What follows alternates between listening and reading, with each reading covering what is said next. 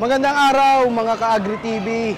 Ito po si Dr. Marion Ciabella, ang guest co-host para sa LDI Game Fowl Management.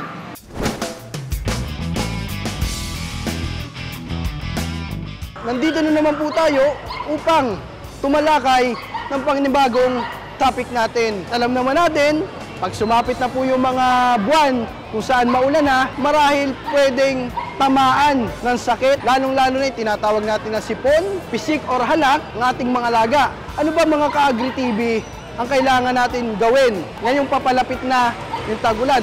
Bukod sa dapat kompleto yung bakuna, dapat gawa natin ng maayos na bahay din yung ating mga naka-range ng mga cockerels. Kasi napakahalaga mga kasabong, kung malakas po yung ulan, dapat meron silang masisilungan. Pangalawa mga ka-Agri TV, dapat palagiin natin na malinis pa rin po yung kanilang painuman at pakainan na alam naman natin na pwedeng maging sanhi ng mga bacterial infection ng ating mga alagang manok. Pangatlo, panatilihin din natin, kasiguraduhin na lahat ng ipot, siguraduhin po nating nalilinis. Kasi alam naman natin mga ka-Agri TV, pag tumaas, yung lagi natin sinasabi na ammonia level, yan na po yung sanhi kung bakit magkakasakit din po ang ating mga alagang sasabungin.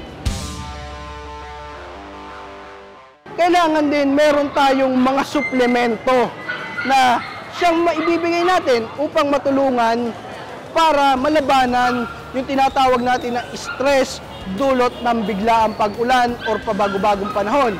Unang-una mga ka-Agri TV, nandyan yung ating Lactamino. Ito po ay isang multivitamins plus minerals plus amino acid na siyang tutulong mga ka-Agri TV na upang madagdagan yung init ng katawan ng ating mga cockerel na nasa range once na sumapit po na talaga yung buwan ng tag-ulan. Pwede ring mapanatili na maganda or hindi bumagsak yung katawan ng ating mga cockerels. Bukod sa Lactamino mga ka-Agri TV, nandyan din yung ating Multilite. Ang multivitamins plus electrolyte na binabanggit ko po sa inyo mga ka-Agri TV ay itutulong upang maiwasan naman yung stress dulot ng biglaang pag-ulan.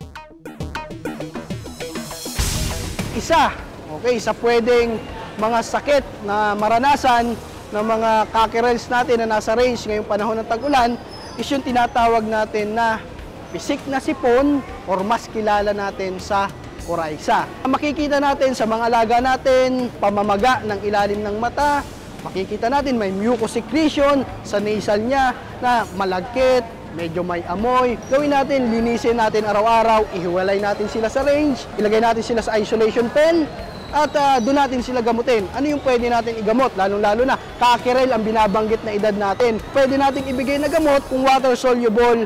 Nandiyan po yung ating Doxilac powder. Yung ating doxycycline plus colistin. Ihalo po natin yan 5 grams or isang kutsarita sa isang gulong tubig, 5 to 7 days na gamutan.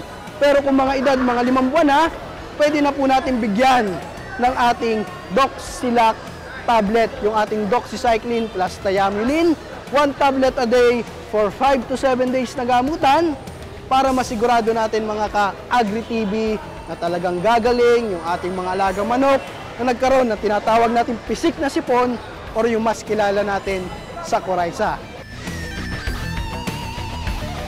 Sana mga ka-Agri TV, ako po muli ay nakapagbahagi sa inyo ng kaalaman. Ito po si Dr. Marion Ciabella, Agri TV, hayop ang galing! This portion was brought to you by LDI, Alagang Tunay, Laking LDI.